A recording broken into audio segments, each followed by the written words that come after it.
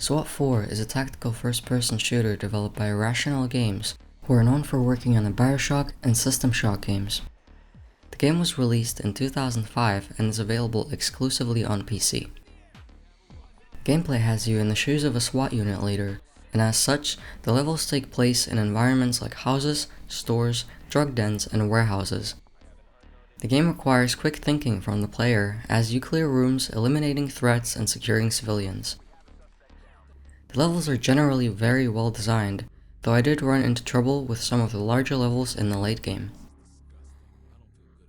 Each level has its own atmosphere, which is created by environmental storytelling, and this is something that really stands out about it. Entry team to talk. We've got a wounded civilian. As mentioned, you play as a SWAT leader, and the game allows you to control your squad using a command menu. You can give them precise instructions like breaching doors, clearing rooms, and deploying flashbangs. Your squad consists of red and blue team, where you have individual control over each pair, allowing for tactical maneuvers like covering two doors. While they are very useful, they are not flawless. Sometimes their reactions can be slow, or they can run into pathfinding issues such as getting stuck in doorways. The game features a generous arsenal of lethal but also non-lethal weapons with which you can subdue surrendering enemies and civilians. For example, non-lethal weapons include the pepper spray, pepper ball shotgun, tasers, tear gas, and so on. You can select your loadout before each mission, and there is also a planning screen with a map and several entry points. The game can be modded, and in my opinion, you're going to have a far better experience with it if you do, especially on modern systems. Mods that are available include not only bug fixes, but also graphical improvements and additions to the game's existing features. A notable mention would be the SWAT Elite Forces mod, which adds new weapons, iron sights, which are not in the base game, AI improvements, and support for 4K resolutions and more. The way you progress in this game is by completing missions and improving your performance ratings, so it is mission-based gameplay with a scoring system. Your score will depend on completing objectives such as rescuing hostages, arresting suspects, or securing evidence and weapons. You must also avoid civilian casualties. A real shocker there. This is important because to pass a mission and unlock the next one, you must achieve a set minimum score.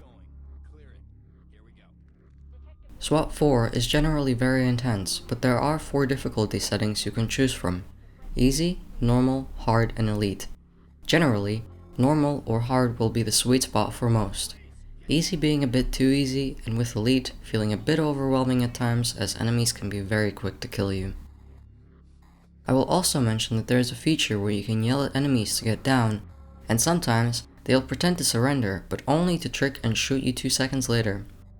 This is where the quick thinking comes into play, because if you make a mistake, you will either kill someone who is actually surrendering, and this will affect your score, or you will get yourself very injured or even have your squad wiped out. This is the kind of difficulty you would have to expect going into this game. Graphics are, in my eyes, very good for 2005. The game is fully 3D and very atmospheric and gritty. Sound design is also generally well regarded, creating a tense atmosphere. There was a lot of attention paid to detail, but of course, it could feel slightly dated compared to nowadays games in terms of sound design because of the game's age. When it comes to the soundtrack, I have nothing bad to say because I found it very suiting and carefully crafted for the missions and the game's overall vibe. In terms of performance, SWAT generally runs smoothly on modern systems. It's not very demanding, however, you might encounter issues with resolution if you do not mod the game. Multiplayer can still be played in 2025, but as the game's official servers were shut down long ago, the support comes mostly from the community. The earlier mentioned SWAT Elite Forces mod includes multiplayer support with custom servers, but you are also able to play via LAN or LAN emulators like Zero Tier. As the community is rather small, it would be advisable to play with your friends. In conclusion, I absolutely love this game. There's simply so much good to say. I mean, it's been nearly 2 decades, but it still stands out in the tactical first-person shooter genre, simply because its gameplay has so much to offer. So, if you enjoyed Ready or Not, Ground Branch, or Zero Hour, This definitely is worth giving a shot. While it isn't available on Steam, you can purchase it on Good Old Games for around $10 US. I will leave a link to it in the description below.